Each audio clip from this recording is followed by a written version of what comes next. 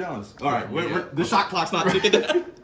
For me, it was just tough for us, honestly, knowing that we had a chance to win a championship and we came out with that energy. Yeah, I respect it. I just, when we were leaving DC, I was like, man, I want to check with Harrison when we get down to Charlotte and see just where his head's at, because I respected what you were saying. I'm good. You know, I'm hard on myself in general. I feel like it's the only way to push yourself to be best. And, and I'm hard on myself, and you know, I'm happy that I'm here, and I'm happy that the coaches are hard on me. I love the expectations. I love the pressure. I love all of it. I mean, that's why I came here. You know, the vibe I got last week in the locker room, I ran this by Kirsch, and I got approval from Kirsch that he agreed with me, is that you guys were a lot more disappointed in how you played than you were that you lost. Right. And I think that's what you're sort of talking about right now. And is it easier to infuse yourself moving forward when you feel total responsibility for what happened? Because sometimes you could play well and you just lose. Right. But this was kind of on you guys, right? Right. I mean, 100% easier to know that.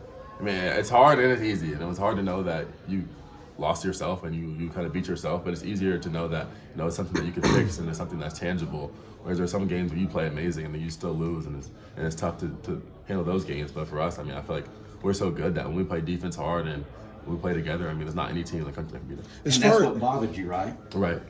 What you're saying. Right. Like that it wasn't to the standard. It wasn't to our standard. I mean, we lost. I mean, at the end of the day, it's not to our standard, and we lost almost by 10, I think. 8. I'm not sure how much it was, but it should have been 10. I mean, whether we scored at the end or not, but should have been a 10-point loss, and that's not a good loss for us, especially in a championship game when they had played 5 games and we only played 3. Yeah. For them to have more energy, that's kind of unacceptable. But we move past that. I'm sorry, not so much standard, but you guys are at your best when there's at least a third score. Mm-hmm. There wasn't a third score Friday and Saturday. You got away with it Friday. It kind of bit you a little bit Saturday. Mm-hmm. That third score is generally either you or Cormac. Mm-hmm. How do you approach things knowing that one of the two you needs to be a third score? So you need to bring all the energy and all the grit that you're talking about, but in addition, you have to put the ball in the basket. How do you approach that, knowing that you guys need a third score to advance? Right. You know, Coach Davis has been talking to me a lot more about staying aggressive, and you know, I feel like that the Pitt game I was more focused on defense, but then the NC State game I wasn't as aggressive, and he thought I was being a little hesitant, and so you know, we were talking about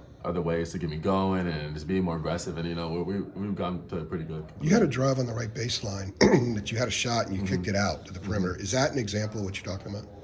Do you remember that? It was in the second half. You were driving the right baseline and it looked like you had a lane to the rim, and then you kicked it out to somebody for a 3. Right. That was during that little period where it looked like you guys were just kind of out of sync. Is that maybe not being as aggressive as you need to be? Is that an example of that? That'd definitely be an example of that. When was that conversation with Hubert?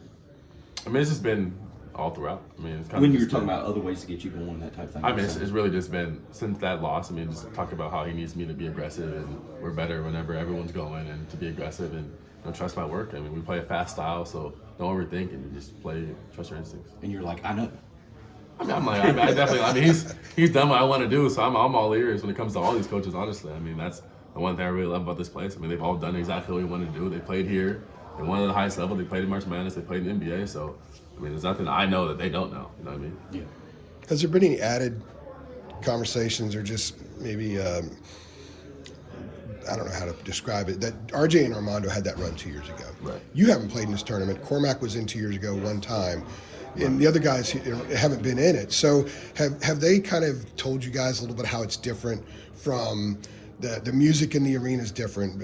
Everything, you got all the black carpeting. Everything is totally different than the regular season. It is completely detached from it, and you have to sort of mentally prepare yourself. And for guys who haven't been through it, I would think that you have to go through it to kind of get a good feel for it. But you've got 2 guys who've been through it. Have they kind of talked to you guys about that, sort of mentally preparing yourself that it's a different kind of noise in this event? I mean, kind of, but we also have a pretty unique team. I feel like, you know, the stage or whatever it's called never really gets to us. I mean, we kind of just go out there and we want to prove something every game. Like, whether it was the Duke game where people were saying, oh my God, this is the biggest stage, and I feel like we were ready for that. And whether it's the other Duke game and now it's March Madness, I mean, for us, we don't really care about the stage or the lights or who's watching or what channel it's on or who we're playing. You know, we're going to play as hard as we can and try to win. I feel like every day we're trying something to prove. We all got a chip on our shoulder. We're ready to go. Does wearing this kind of get you ready for the stage? 100%. I feel like you guys wanted that second Duke game. You know what I mean? Like, going into it, I was like, they want this moment. We do. I mean, I didn't know if that's how you felt going into it. Definitely. I mean, we definitely came out with energy. I mean, from the beginning, we kind of smacked them in the mouth. But, you know, for us, it's just coming out every day. And whenever we play defense, I feel like we're the best in the country. Were the 3 rebounds that you had the other night, Saturday night, was that like the thing that irritated you the most about what you did or did not do? I feel like that's a pretty tangible way for me to see if I'm playing hard or not. Because I mean, Coach Mann talked to me about it. Led the whole ACC in rebounding as a 6'7" small forward. So like, if I have 0 rebounds at halftime, clearly it doesn't matter. You could be boxing out, you could have 1 or 2, but to have 0 is unacceptable. Yeah. And you'd had 19 in Raleigh, right? Right. I know. Right. Yeah. And then maybe 22 points against the Wolfpack in Chapel Hill. Chapel That was a Hill, Harrison Ingram game too in Chapel Hill. Got a little chesty and. The 19 was when That's my type of game. That's what I said to Hubert. I was like, was this a Harrison Ingram type of game? And he's like, yeah, it was. the 19 was when Kirsch had to remind us in the media to ask a question about you because there were so many things to ask about. Remember we got to the end of the press conference? No one wants to ask about Harrison's 19 rebound. Like, fuck, I'm trying to ask about Elliott, man. He's blown by everybody. That's good Great stuff.